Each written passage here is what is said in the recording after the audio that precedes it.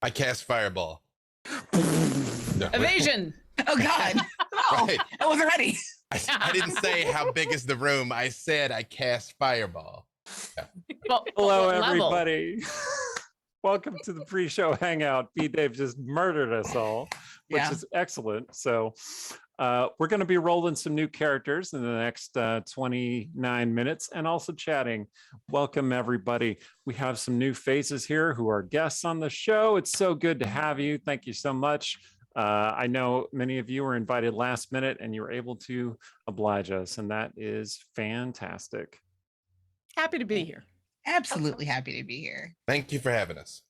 I love also that you said we're going to be rolling new characters, and for a moment I went, wait, we're re-rolling these characters? I thought we came prepared. We did, Lauren. That's the twist. The things we gave you. All right, They're let me out get the my window. D6s. Start over. And then Alright, B-Dave let's threw a go. fireball. So And Okay, that's fair. look, I'm a yes and sort of DM. So I'm like, yes, and roll new characters. As long as your yes and includes, oh, that roll sucks. Let me let you use the standard array instead, because my rolling on stats is historically bad. Yeah, we're not really rolling up new characters. You still got the characters that we all built, so we're all good. No worries, no worries. Excellent. So, in the pre-show hangout, we just kind of talk about ourselves a little bit, our days, what's been going on, whatever we want to talk about. You're the guests. I'd love you to just tell us a little bit about yourselves and what you like when it comes to gaming, what you don't like when it comes to gaming, because I never got to ask Latia about lines and veils. So if you want to just let me know what you do not want in the game, I will make sure it doesn't show up. We all seem like operation. we all seem like a pretty common sense group of people here, and these are all people like Eric. You're the only person that I've never interacted with, but hello. But if everybody else is vouching for you, I think we're gonna be good. Like common sense lines and veils are like border like the bar is there. I trust you. Awesome. I shall try to prove worthy of your trust. I love this. This is so wholesome. Also, I can't believe someone just said that that they trust me, and I feel so honored. So I'm very happy right now. This is the best. I should stop the show right now and just go, because You can leave. I'll go take a nap, sure. and then it'll be the full trifecta of things that Latia has done for me. I mean, Lauren's character is an assassin, so I'm just saying. Anyway. I just got to be better at hiding. That's all. Only partly. Only partly. Anyway. So all three of you work on really cool things. Mm-hmm. Is there anything cool that you have that's coming up or just come out that you would like to tell people about? Not me. Things have been quiet. I'm in two places at once because right now I'm on Legends of the Multiverse on D&D, Twitch and YouTube. Tomorrow's the 50th episode of the Black Dice Society, 4 p.m. Pacific. Being a D&D, Twitch, and YouTube charity game for Waiver Ripe Crisis Center on D&D Beyond, which I'm pretty sure is going to be on D&D, Twitch, and YouTube on Friday. And other things that I'll get shot up with NDA bullets. But really, I just spend my time finding opportunities to bring Erin M. Evans' characters to life so that she can see what was in her head very poorly approximated on the screen in front of her. This is the third time B. Dave's played one of my characters. And it's been a joy every single time. And I'm going to try to stay in character and not go. Well, I won't. I mean, why not hope. both? Because I don't think Cecilia does this. I mean, if Cecilia was ever going to squee, I'm going to get it out of her, though. This is also why when I was looking over the characters, I went with the strong, quiet type, so that I have less likely of a chance to screw up this character. Like, this one, yes. Meanwhile, I was just like, here's a list of things. Erin was like, I've got characters for you if you'd like to make your own character, or if you just tell me what you like. And I'm like, I like these things. So the mix of the character that Aaron created for me today, I'm very excited to play. Ooh. Eric made it actually. I did, but Then Credit where Eric I it's did due. it. I did it based on the list that she gave. So Heck yeah. I left the description bits kind of ambiguous and blank, so you can fill those in as you like, whatever you want to do. Beans. So as I understand it, I forgot what I was going to say. Shoot. Okay, no. You understood it that well that you were like, I don't have to think like about it. that sometimes. Yes. Mhm. I was going to say something and it was going to be profound. Oh yeah, here we go. So Viscaris is an actual character from Aaron's work.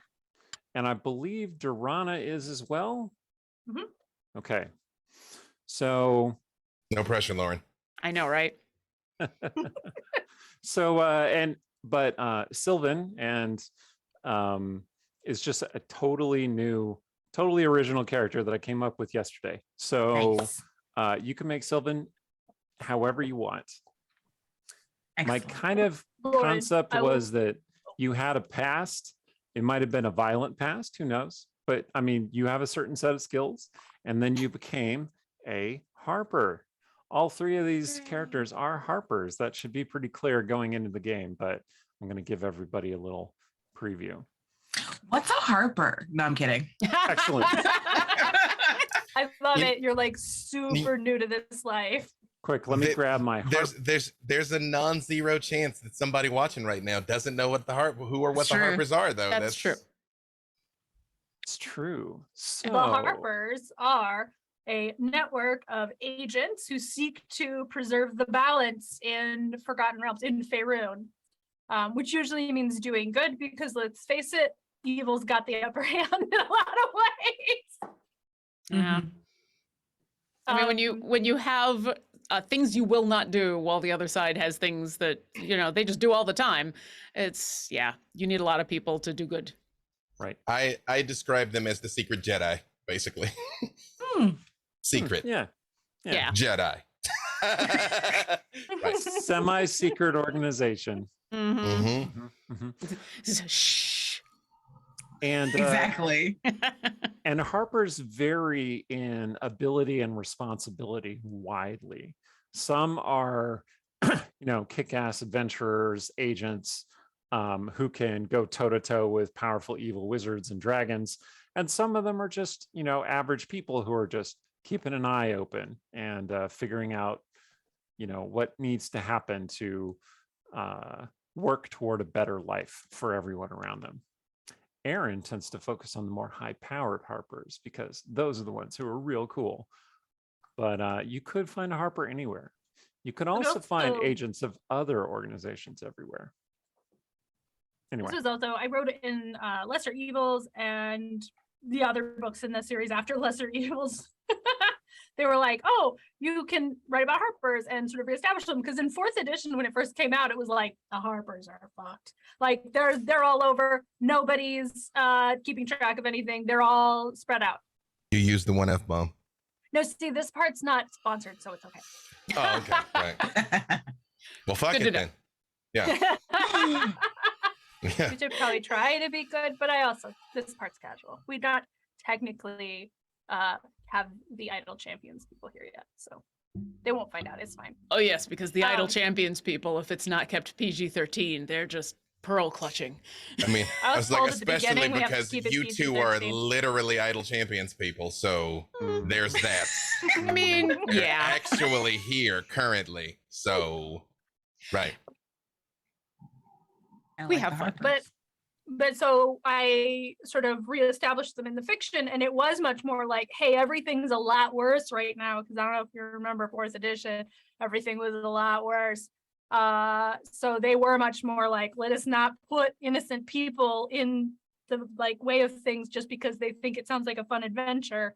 Like, you're in this lifestyle, like you're going to be focused on this kind of spy stuff. That particular cell of Harpers was very focused more like on that. And And then 5th edition came along, and the first book that came out was just like, look at all these factions. Factions. Would you like a faction with your faction? Have more factions. Yo, dog, yo, I heard you like factions. Yeah. They're in all the adventures. They're everywhere. So Harpers came back with a lot of gusto. And by the Yeah, way, it part of- seems like we can monetize this. Oh, thought of that. Yeah. But you all are still badasses because technically, if you're my characters, you report to the High Harper I put in the books. So, badasses. That's right. Yeah, there's one And specific would be thing. badass. Yeah, there's one specific thing that my character can do that was in the write-up that you talked about, and then has an actual ability in the character sheet. There's just like, ooh, that's awesome. Okay, I want this. I want this in all my characters now. I don't care if it's not legal or not. I want it. Yes. So yeah. Your extremely tall DM here might occasionally homebrew feats and magic items, and Lauren and Latia both have that particular feat, and it is pretty cool. So Ooh. we'll see if it's overpowered, because it probably is, but we'll see. As most homebrew things are, and then Right. you adjust from there. Exactly. Exactly. That was actually the best bit of advice I was given about taking anything homebrew and turning it into something relatively balanced is the first couple of passes before you have someone smarter than you look at things. Don't worry about it being overpowered. In fact, kind of make it overpowered because it's easier to scale back than it is to make more powerful. Exactly. So, a real quick thing that it just occurred to me. Eric, how tall are you? 6'7". B-Dave, you're 6'9". Woo! The tallest Dungeons Tall and Dragons boys. that's ever been. There it is. We rolled the chunkiest dice. Yes. Let's go. Let's go. There's a picture that went up on our Discord of Eric and one of our other players, and he's squatting down to fit in the frame. If you guys stood next to each other, you wouldn't have to do that. It's No, true. I would have to Strangely strain magical. upward. I'd be like, It's true. I'll slouch. It'll be even. There he is. We're just Wow. right there. Boom. Done. we Pow. won't make each other look like normal people. That is true. Consider It's that. just like forced perspective. It's just like dudes. It's like two dudes in a playhouse. What's up with that? Why is everything little around them? Yep. I want to join in on this, except I want to be the person who's closer to the camera, so I also look tall. Yep. And then the three of us can be together, and it will be awesome. And then I'll walk backwards, and it'll be like all of my other pictures, and where everybody else is up here, and I am doing this. That forced perspective. Yeah. I have lots and lots of pictures from many D&D events that I love dearly that show me at everybody else's chest height. I'm just This is- used to it. This is a thing that's going to be interesting as people start to get into in-person events, because I've met so many people since the pandemic started, and I have no idea how tall anybody is, Correct.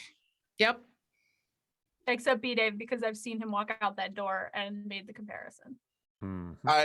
Again, I tell people I am the door. If you look at the nearest door, my head goes to the top of the frame, my shoulders go to the sides. I'm the door. So there you go. Yeah. Oh wow.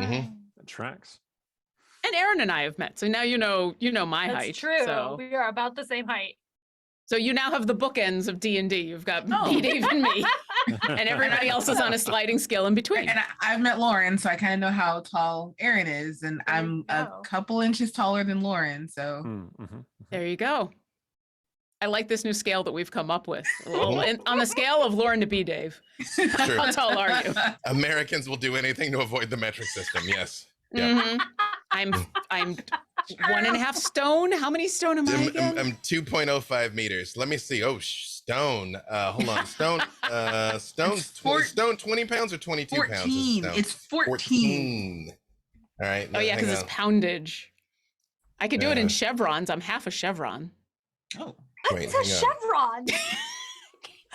It's a bad Canadian joke from the East Coast. But finish me, Dave. I'm a little over 19 stone. Yeah. Hmm. Yeah. When I grew up in Buffalo, I would take the trip to Toronto a lot because, the border's right there and Toronto is beautiful. And they would put chevrons down on the pavement on all of the major highways and throughways and everything. And a chevron, I'm literally talking about like the shape of a chevron. And they would use them. Ostensibly what it was a way to measure how far away you were from the car in front of you. And so they would put signs on the side of the road that said, make sure you are 2 chevrons from the car in front of you. Make sure in bad weather conditions, you give 3 chevrons. And so everything was like measured out in chevrons. And so it became this weird joke in the Toronto area of like, well, how many chevrons are you? And I've pulled it over to the West Coast and now nobody knows what the heck I'm talking about.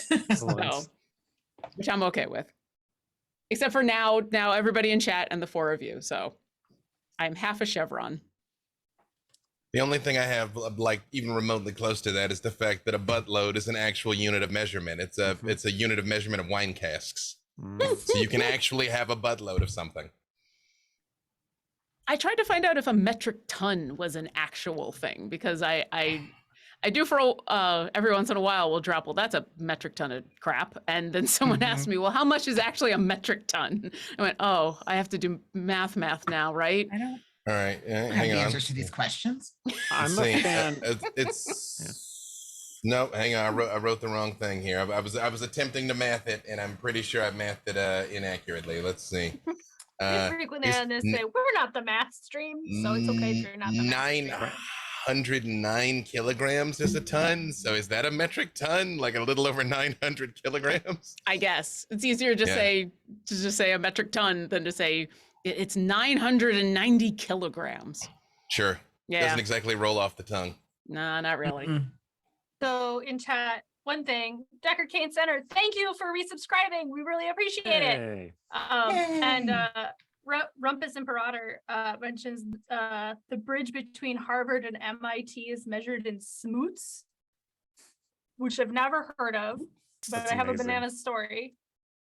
My mother, when I was a child, told me that she lived next to a family called Smoot, and they all had names that start with the same first letter. So it's Stephen Smoot and Sarah Smoot and all of this. And somehow in this story, I misunderstood that Smoots was the last name of people, and I fully thought she lived next to some kind of cartoon gnomes. I mean, are they Dr. Seuss characters? That is exactly where my head went. Yeah. No, I was like, they're like gotta be bigger than Smurfs, so maybe they're like people-sized gnomes. That must be a thing that happens. Is this also one of those families that dress alike for their Christmas card pictures? Probably. My mom grew up in Utah, so high probability. I mean, and maybe there's also secret gnomes. I mean, that'd be awesome. I love Hope Lavelle dearly, but she's small and her family's small, so it is just like, that's when you said Smoots, that's immediately where my mind went, is to her and her family. That I'm like, that's it, they would be Smoots, but like Kung Fu Killer Smoots, because Hope is a beast. Don't test it. Yeah. That's how they measure the bridge between Harvard and MIT. They line up the Lavelle family. Exactly. Just head to toe to head to toe to head to toe. Yeah. How many Lavelles is there? 16 Lavelles, you know, to cross over. I feel like we're describing the next great Pixar movie right now. There it is. Meet the Smoots. Meet the Smoots. Yep. I'm here for it. In the spinoff franchise, 16 Lavelles. Either way, it works. However you want to do it. And Hope can voice all the main characters. Hope can voice them all. Yes, right? Just as long as my friend gets paid, this all works. Exactly. That's the entire idea, right? As I said in the pre-show, if it don't make dollars, it don't make sense. Nice. I like that. When Luke and I first started dating, because we're Luke and Lauren, we were very conscientious about the fact that people were going to do cute things with our names together. And it didn't happen too often, but because he also has an aesthetic and where he's in black and green all the time, I also avoid wearing black and green when the two of us are going to be out together because we're trying to avoid being that couple. And there have been a couple of accidental times in where I've gotten dressed and then come out and realized, wait, I've made a grave mistake and had to go and change because I did not want to be that couple. But if that's the worst thing to happen to us, I'm okay with it.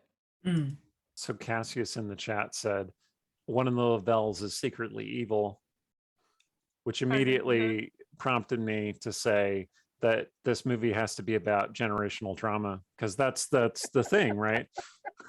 I'm just saying, Hope is the sweetest person you'll ever meet, but she does a pretty darn convincing Asmodeus. That's all I'm saying. Yeah. That's all I'm saying. I'm like, that was in you to bring out. Okay, that's it. That's all I'm saying. Came from somewhere.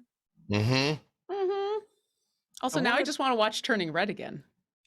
I wanted to say Erin is a very sweet person too, but she did Glazia really well sometime a few weeks ago. Again, it's That's in the fun there part, is saying I am a sweet person. to bring out. You know what I'm saying? That's it. That's what D&D is for, to bring out our inner demons, literally. Right. Literally.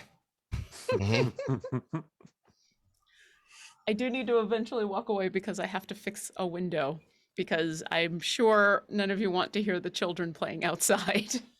I banished mine into another building. Yeah, so.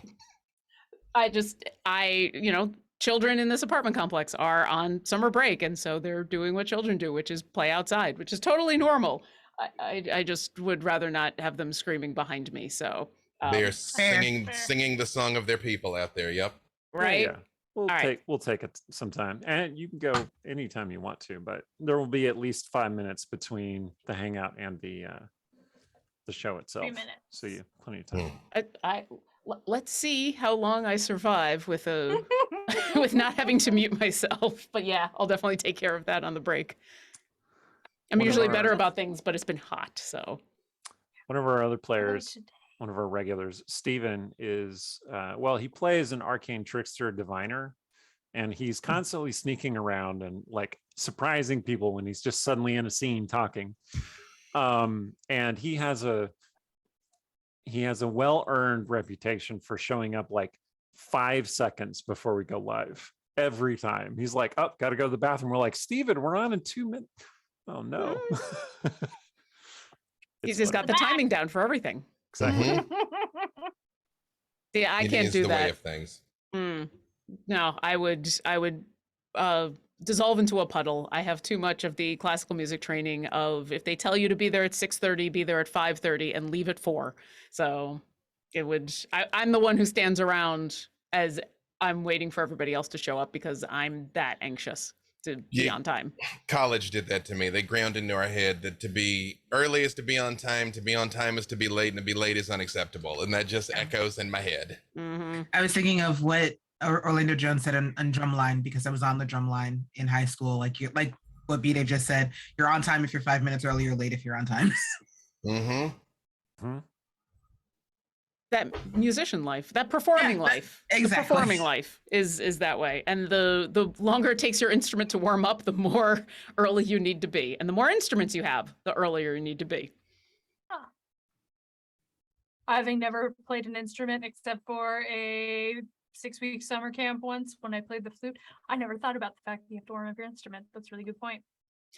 Well, think about it this way, because you've been a DM and you've got to prepare a whole bunch of stuff. You're preparing all the characters and the places and where you got to be. Do you as a DM show up earlier than you do as a player?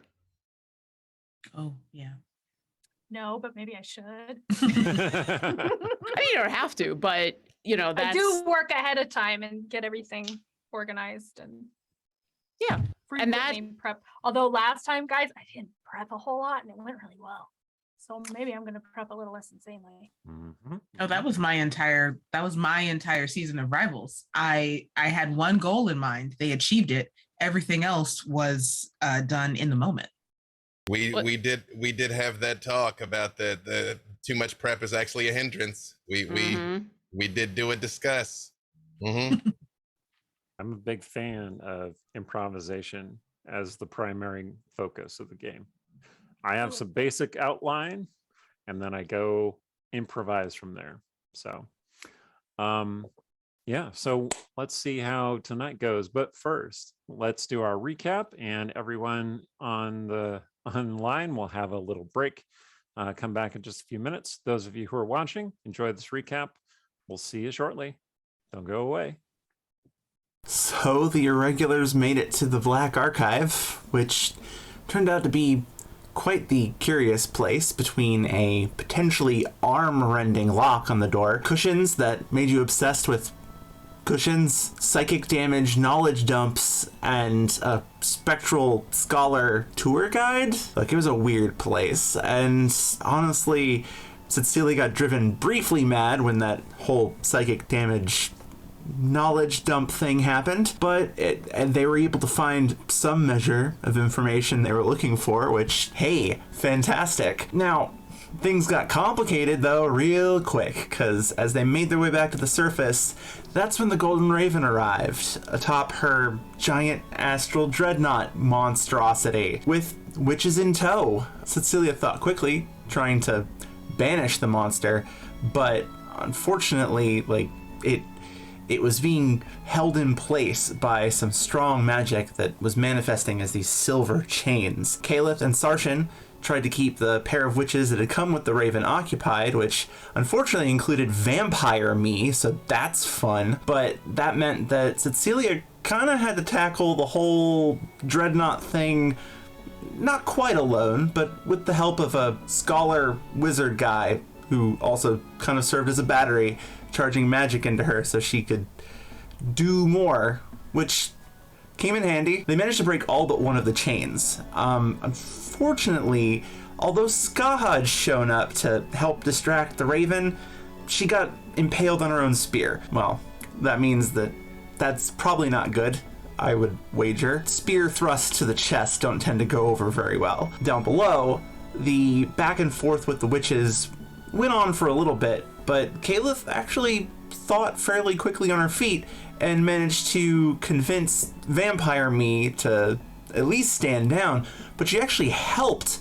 in attacking the remaining witch, and that witch now faced with 3 opponents left. I don't blame her. Of course, I wonder if it says something that she managed to convince Vampire Me to stop by dangling the promise of getting to see Illyra again in front of her. I mean, it works. I can't deny that. Well, in the end, not only did Caliph manage to snap the last chain with her magic, she also blighted the Raven's wings on the way out, which, you know, hey, nice insults to injury there. Now, sadly, they weren't able to save Skaha, but she kind of turned into a cloud of butterflies and is still here, but she has made a pact with Cecilia as some kind of spirit, restoring her warlock powers. So that'll come in handy, because her only directive now as a warlock, defeat the Golden Raven. So, hey, purposes align and all that.